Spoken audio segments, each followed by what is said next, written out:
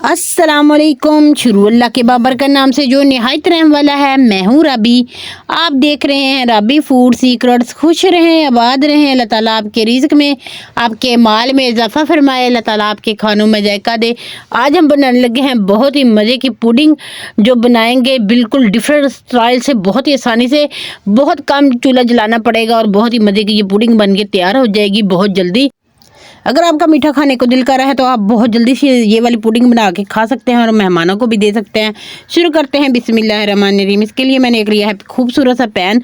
उसमें मैं मिल्क शामिल कर रही हूँ। जो दूध लिया है मैंने घर वाला फुल फैट ये दूध है, जिसमें मलाई भी साथ में जो आ जाती है दूध के ऊपर, मैंने वो भी साथ में ली है। अगर आपके पास नहीं है तो आप टाटा पैक का भी दूध इस्तेमाल कर सकते हैं।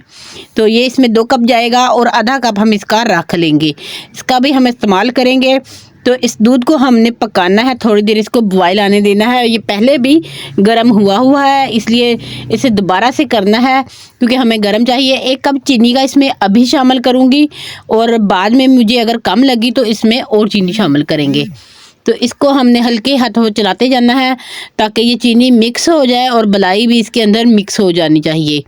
तो ये देखिए जी, इसको मिक्स करेंगे। अगर चैनल पे नए हैं तो चैनल को सब्सक्राइब कर लें, बेल आइकन को दबा दें ताकि आपको मेरी आने वाली मज़ीद वीडियो सबसे पहले मिल सके। रिफान का वनीला फ्लेवर वाला मैं कस्टर्ड यूज़ कर रही हूँ, ये इसी से बनेगा।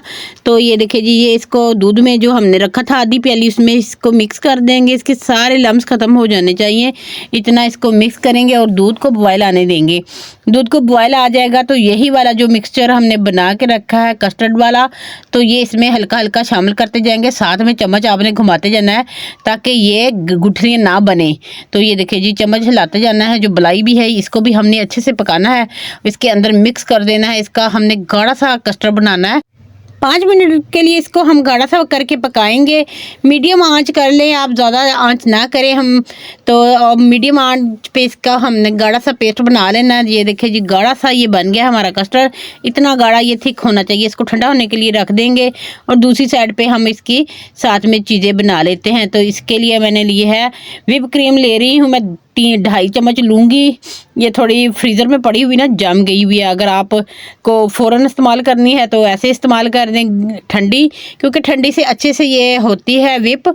तो इसको हमने ज़्यादा व्हिप नहीं करना, तो इसलिए इसमें इसके हम 2.5 चम्मच का डाल रहे हैं। और मैं इसमें टाटा पैक की जो क्रीम होती है वो वाली, मैं इसमें 200 ग्राम का ये डब्बा होता है, 200 ग्राम ही इसमें शामिल करूँगी क्योंकि हमें ज़्यादा पुडिंग इसकी बनानी है, तो इसलिए इसे ज़्यादा इस्तेमाल करिए। अगर आप कम बना रहे हैं तो आप अपने हिसाब से इसको डाल दें। तो इसको सारे डब्बे को मैं इसके अंदर डाल दूँगी। इसको करेंगे हम व्हिप अच्छे से। इसे हैंड बीटर से भी आप कर सकते हैं, मैं मशीन का इस्तेमाल कर रही हूँ ताकि जल्दी से हो जाए। तो इसको हमने 5 मिनट तक करना है व्हिप, ताकि ये फ्लफ़ी सी हो जाए, ज़बरदस्त सी। तो उतनी इसको हम करेंगे। अभी तो ये देखें जी, इतनी होगी है, ये 2.5 मिनट हुए हैं इसको। तो इसमें अब चीज़ें डाल देती हूँ। वनीला एसेंस के मैंने 2 ड्रॉप डाले हैं और इसमें कलर के लिए मैं डाल रही हूँ जर्दा कलर जो होता है वही वाला।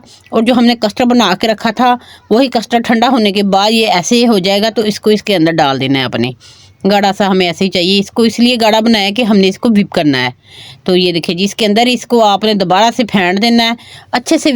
क्रीम के साथ इसको हम मिक्स करेंगे और मशीन को हम उतनी देर चलाएंगे जितनी देर ये स्मूथ सा नहीं हो जाता। अगर आपको लगे ये गाढ़ा हो गया है, तो मुझे ये लगा गाढ़ा हो गया है, इसलिए मैं इसमें दूध का शामिल कर रही हूँ। आपने और कुछ भी नहीं शामिल करना, दूध करना है इसमें, दूध डाल देंगे।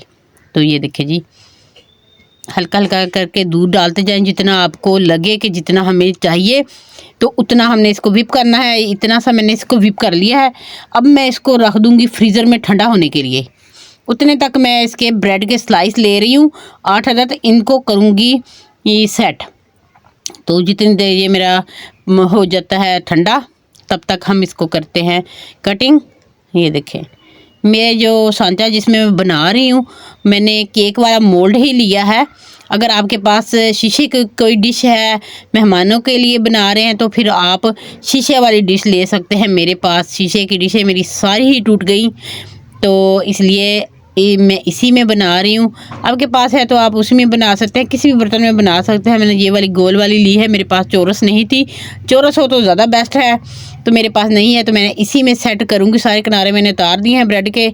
और इसको ये आप बेहतर यही होगा कि आपने इसको फ्रेश वाली ब्रेड लेनी है।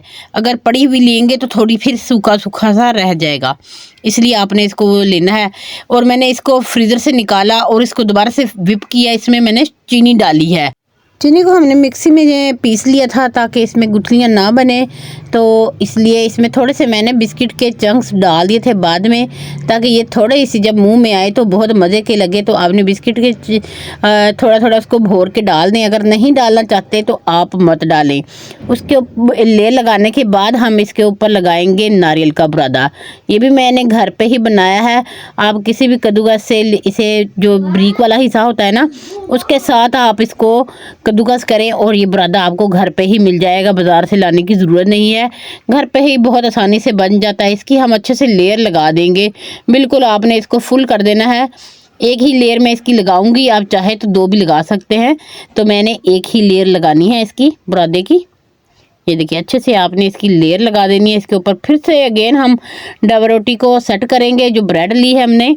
ये देखिए, आपने इसको जैसे आपको लगे कि जैसे सेट हो रही है आपकी डिश में, तो आपने वैसे सेट करनी है। मेरे 8 पीस लगे हैं, तो आप अपनी डिश के हिसाब से इसको सेट कर सकते हैं। और लेयर आपने 2 ही बनानी है, 2 ही लेयर से ये बहुत मज़े का बनेगा। तो ये देखिए जी, बकाया बचा हुआ भी हम इसके ऊपर डाल देंगे। अच्छे से इसको हमने फिल कर देना है, जैसे केक के ऊपर क्रीम लगाते हैं वैसे हमने इसको कर देना है। और छुरी की मदद से इसको मैंने सेट कर दिया है। स्पीड को इसलिए तेज़ किया कि वीडियो ज़्यादा लंबी हो जाती तो आप बोर हो जाते। इसको फ्रिज में रख दिया था मैंने ठंडा होने के लिए, सेट होने के लिए। तो इसके बाद मैं इसके ऊपर बादाम के साथ गार्निश कर रही हूँ। बादाम को मैंने कटिंग कर लिया था। आप पिस्ता भी ले सकते हैं, जो भी आपके पास ड्राई फ्रूट मौजूद हों आप उसका इसमें इस्तेमाल कर सकते हैं। इसको अगेन मैंने ठंडा होने के लिए रखा। फिर अब हम इसकी कटिंग करेंगे। तो ये देखें जी, बहुत ज़बरदस्त ये बन के तैयार है मीठा हमारा।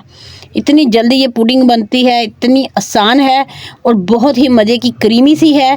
तो आपने बना के ज़रूर ट्राई करनी है और मुझे ज़रूर बताना है कमेंट बॉक्स में कि आपको ये पुडिंग की रेसिपी कैसी लगी, यूनिक।